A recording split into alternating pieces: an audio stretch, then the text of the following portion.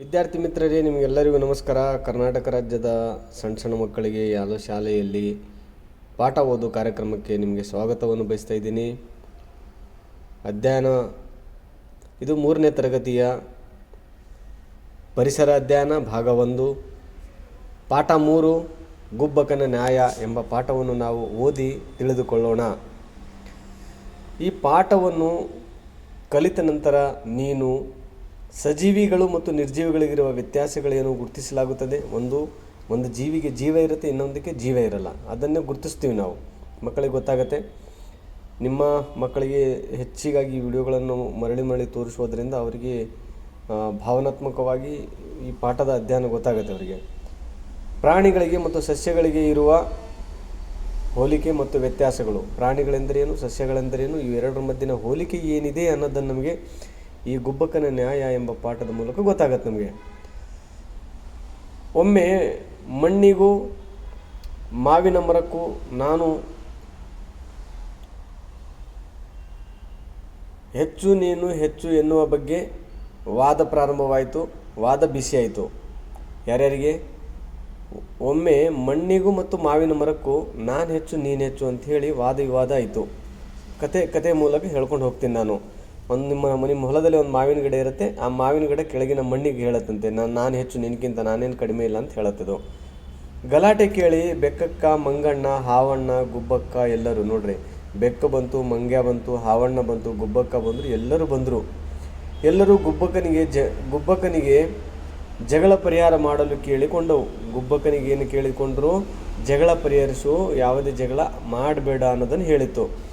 ಪರಿಹಾರ ಮಾಡಲು ಕೇಳಿಕೊಂಡವು. ಸರಿ, ಗುಬ್ಬಕ್ಕ ಗಂಟಲು ಸರಿಪಡಿಸಿಕೊಂಡು ಇಬ್ಬರಿಗೂ ತಮ್ಮ ವಾದವನ್ನು ಹೇಳುವಂತೆ ಸೂಚನೆ ನೀಡಿದಳು.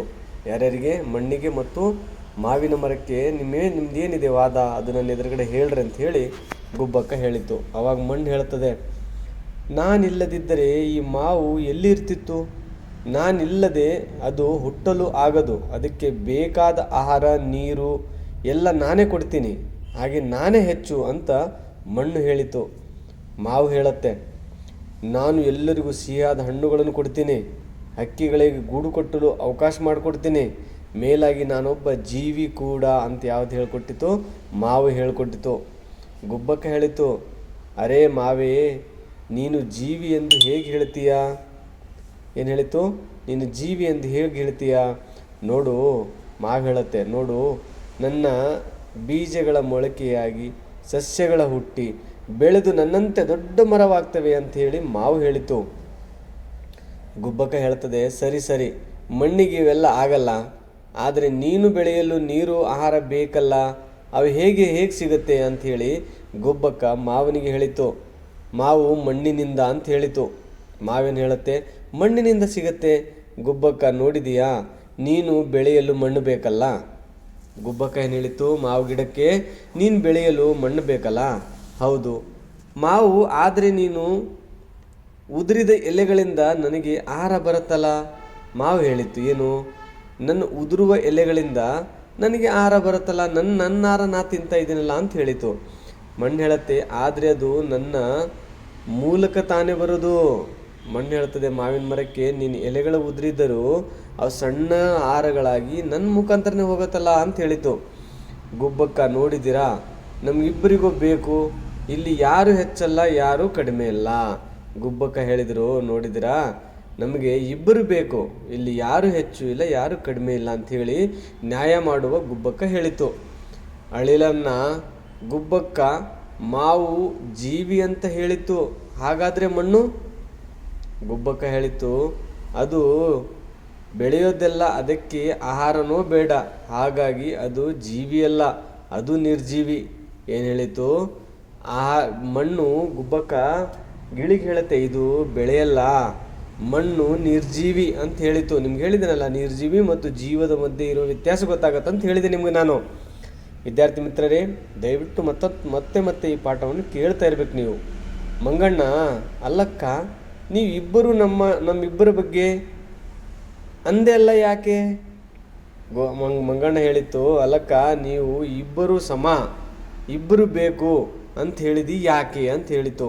ಗುಬ್ಬಕ್ಕ ಹೇಳತ್ತೆ, ನಮ್ಮ ಸುತ್ತ ನೋಡು ಮಂಗಣ್ಣ, ಮಣ್ಣಿದೆ, ನೀರಿದೆ, ಗಾಳಿ ಎಲ್ಲ ಇವೆ. ಇವೆಲ್ಲ ನಿರ್ಜೀವಿಗಳು. ಏನೇನು? ಗಾಳಿ, ಮಣ್ಣು, ಕಲ್ಲು ಇವೆಲ್ಲ ನಿರ್ಜೀವಿಗಳು. ಆದರೆ ನೀನು ಯೋಚಿಸು, ಗಾಳಿ, ನೀರು, ಮಣ್ಣು ಇಲ್ಲದೆ ನಾವು ಆಗ್ತದೆಯಾ ಅಂತ ಹೇಳಿತು. ಇಲ್ಲ. ಏನು ಹೇಳಿದ? ಎಲ್ಲ ಇಲ್ಲವೇ ಇಲ್ಲ. ಅದಕ್ಕೆ ನೆರೆದವರೆಲ್ಲ ಗುಬ್ಬಕ್ಕನ ಜಯಕಾರ ಹಾಕುತ್ತಾ ಚದುರಿದರು. ನಿನ್ನ ಸುತ್ತಲೂ ಹಲವು ವಸ್ತುಗಳು ನೀವು ನೋಡಿರುವಿ. ಅವುಗಳ ಜೀವಿಗಳು, ನಿರ್ಜೀವಿಗಳೆಂದು ವಿಂಗಡಿಸಿ ಕೆಳಗಿನ ಕೋಷ್ಟಕದಲ್ಲಿ ಬರೆಯಿರಿ. ನೋಡ್ರಿ, ಒಂದು ಪೇಜ್ ಮೇಲೆ ಬರ್ಕೊಂಡ್ಬಿಡ್ರಿ. ಜೀವವಿರುವ ವಸ್ತುಗಳೇ ಯಾವುದು? ಅದಕ್ಕೆ ಜೀವಿಗಳಂತ ಕರಿತೀವಿ. ಜೀವವಿಲ್ಲದ ವಸ್ತುಗಳೇ ಯಾವುದು? ಅದನ್ನು ನಿರ್ಜೀವ ಅಂತ ಕರಿತೀವಿ. 2 ಭಾಗಗಳ ಮಾಡಿದ್ದೀವಿ. ಈ ಭಾಗಗಳಲ್ಲಿ ನೀವು ಬರಿಬೇಕು, ಈ ಭಾಗಗಳಲ್ಲಿ ಬರಿಬೇಕು, ಈ ಭಾಗಗಳಲ್ಲಿ ಬರಿಬೇಕು ಅನ್ನೋದನ್ನು ನಾವು ತಿಳಿದುಕೊಳ್ಬೇಕಾಗತ್ತೆ. ಮತ್ತೇನು ಮಾಡೋಕ್ಕೆ ಸಾಧ್ಯ ನಮಗೆ? ನೋಡ್ರಿ, ಆಲ್ರೆಡಿ ಈಗ ನಾವು ಕೆಳಗಿನ ಚಿತ್ರಗಳ ಹೋಲಿಕೆ ಮಾಡಿ ನೋಡ್ರಿ ಅಂತ ಹೇಳಿದ್ದಾರೆ.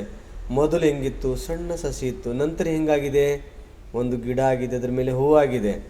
ಅದೇ ಕೆಳಗಡೆ ಒಂದು ಪುಸ್ತಕ ಬಿದ್ದಿದೆ. ಆ ಪುಸ್ತಕ ಏನಾಗಿದೆ? ಮೊದಲು ಹೆಂಗಿತ್ತು ಹಾಗೆ ಇದೆ. ಅದಕ್ಕೆ ಅದು ನಿರ್ಜೀವಿ ಅಂತ ಕರಿತೀವಿ ನಾವು. ಸಣ್ಣ ಕೋಳಿ ಮರಿ ಇದೆ, ಬೆಳೀತಾ ಬೆಳೀತಾ ದೊಡ್ಡ ಕೋಳಿ ಆಗಿದೆ. ಅದಕ್ಕೆ ಕೋಳಿಯಲ್ಲಿ ಜೀವ ಇರುವುದರಿಂದ ಜೀವಿ ಅಂತ ಕರಿತೀವಿ ನಾವು. ಒಂದು ಮೇಜಿದೆ, ಒಂದು ಚೇರ್ ಇದೆ, ಅಲ್ಲಿ ಆ ಕುರ್ಚಿ ಏನಿದೆ ಅಂದರೆ ಆ ಕುರ್ಚಿ ಮೊದಲು ಹೆಂಗಿತ್ತು ಇವತ್ತು ಹಾಗೆ ಇದೆ, ಅದು ನಿರ್ಜೀವಿ. ನೋಡ್ರಿ, ಸಣ್ಣ ಪಾಪು ಕೂತ್ಕೊಂಡಿದೆ, ಈ ಕಡೆ ದೊಡ್ಡ ಪಾಪು ಇದೆ. ಸಣ್ಣ ಪಾಪು ಬೆಳೀತಾ ಬೆಳೀತಾ ದೊಡ್ಡ ಹುಡುಗಿಯಾಗಿದ್ದಾಳೆ. ಅದಕ್ಕೆ ಅದು ಜೀವವಿರುವ ವಸ್ತು ಇರೋದರಿಂದ ಅದನ್ನು ಜೀವಿ ಅಂತ ಕರಿತೀವಿ ನಾವು. ಇಲ್ಲಿ ಜೀವಿಗಳು ಯಾವುವು, ಅವುಗಳನ್ನು ಹೇಗೆ ಗುರುತಿಸಿವಿ? ಇದರಲ್ಲಿ ಯಾವುದು ಜೀವಿಗಳಿದಾವೆ, ಯಾವುದು ನಿರ್ಜೀವಿಗಳಿದಾವೆ ಅದನ್ನು ನೀವು ಜೀವಿಗಳು ಬೆಳೆಯುತ್ತವೆ, ನಿರ್ಜೀವಿಗಳು ಬೆಳೆಯುವುದಿಲ್ಲ. ಮೇಲಿನ ಚಿತ್ರಗಳನ್ನು ಗಮನಿಸಿ ನೀನೇನು ತಿಳಿದಿದೆ ಹೇಳು. ಊಟ ಮಾಡ್ತಾ ಇದ್ದಾರೆ, ಗಿಡಗಳಿಗೆ ನೀರು ಹಾಕ್ತಾ ಇದ್ದಾರೆ, ಹಸು ಮೇವು ತಿಂತಾ ಇದೆ, ಕೋಳಿ ಕೂಡ ತನ್ನ ಆಹಾರವನ್ನು ತಿಂತಾ ಇದೆ. ಮೇಲಿನ ಚಿತ್ರಗಳನ್ನು ಗಮನಿಸಿ ನೀನೇನು ತಿಳಿದಿದೆ ಹೇಳು. ಮೇಜು, ಕುರ್ಚಿಗಳು ಆಹಾರ ತಿನ್ನುತ್ತೆಯಾ? ಅವೆಲ್ಲ ತಿನ್ನಲ್ಲ. ಅದಕ್ಕೆ ನಾವು ಅವುಗಳನ್ನು ಏನಂತ ಕರಿತೀವಿ? ನಿರ್ಜೀವ ವಸ್ತುಗಳು ಅಂತ ಕರಿತೀವಿ. ಎಲ್ಲ ಜೀವಿಗಳಿಗೂ ಆಹಾರ ಬೇಕು.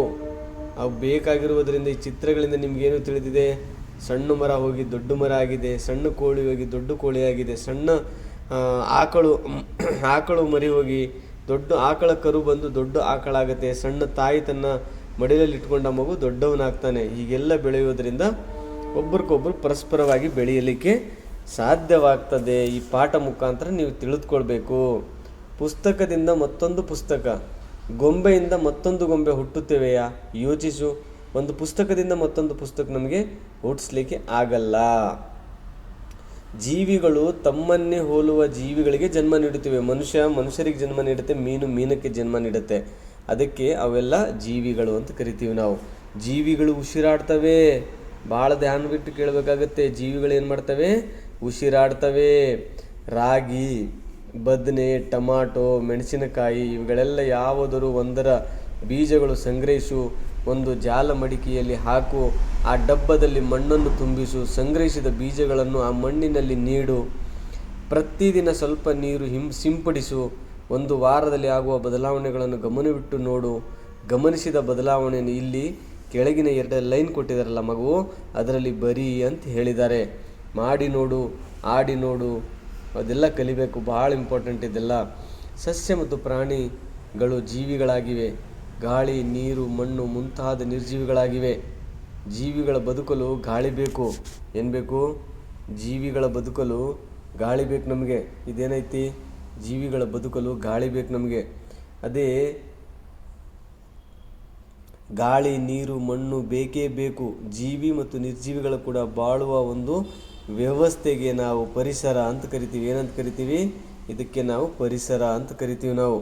ಈ ಪರಿಸರ ಇರುವುದರಿಂದ ನಾವು ಮುಂದೆ ಹೆಚ್ಚಿನ ವಿಷಯಗಳ ಕಲೀಲಿಕ್ಕೆ ಸಾಧ್ಯವಾಗ್ತದೆ.